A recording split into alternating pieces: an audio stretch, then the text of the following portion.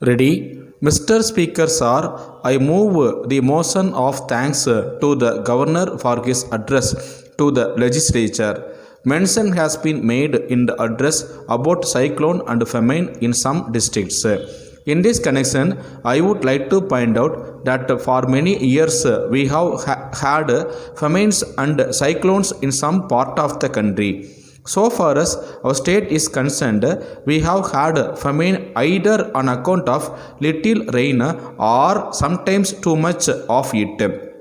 In spite of our best efforts, we find that the resources for meeting such conditions are no longer available and we do not know how we are going to solve these problems if famines and cyclones continue. Today we have to take into account what has happened in the past 3 or 4 years. Though the government have done much, it has always been felt to be very little.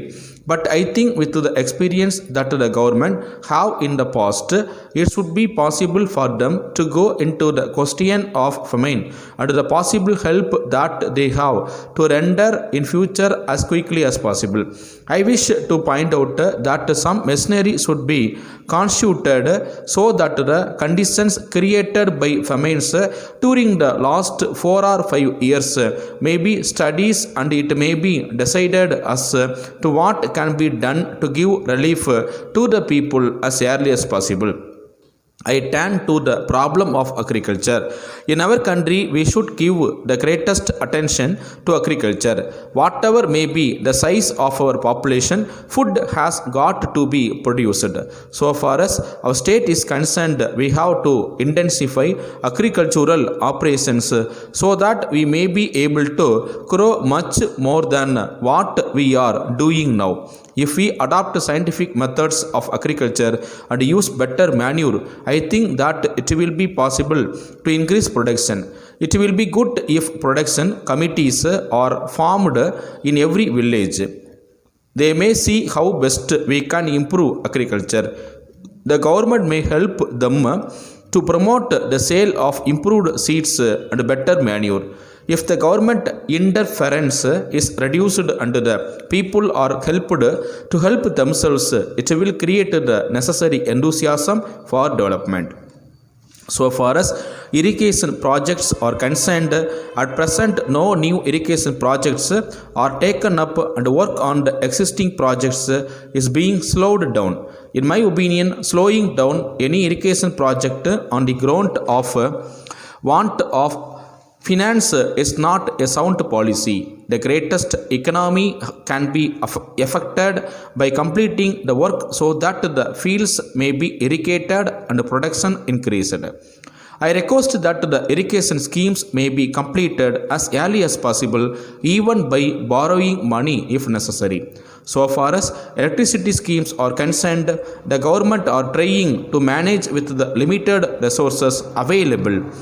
Whatever be our view of a welfare state, we must understand that unless we have the necessary resources, we cannot make much progress. There is a general feeling that the resources of a government are unlimited.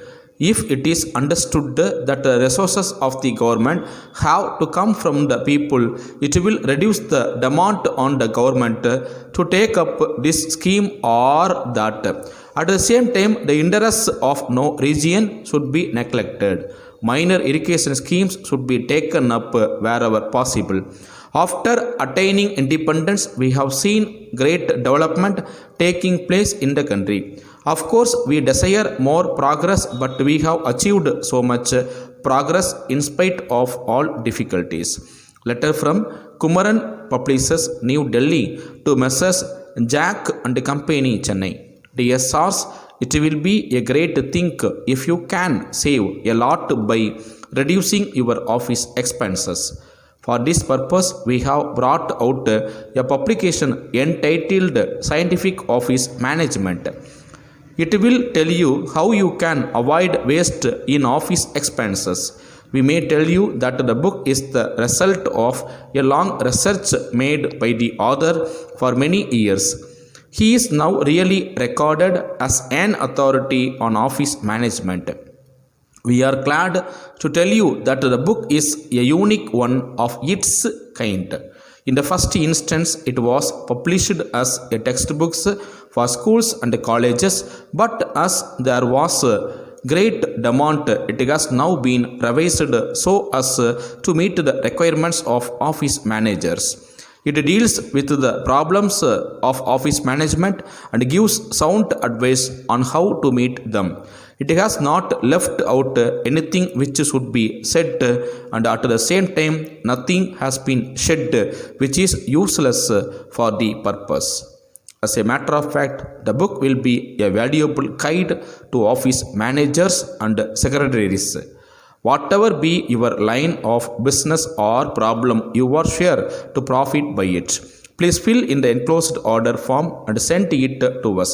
We shall be glad to send you the book by return of post.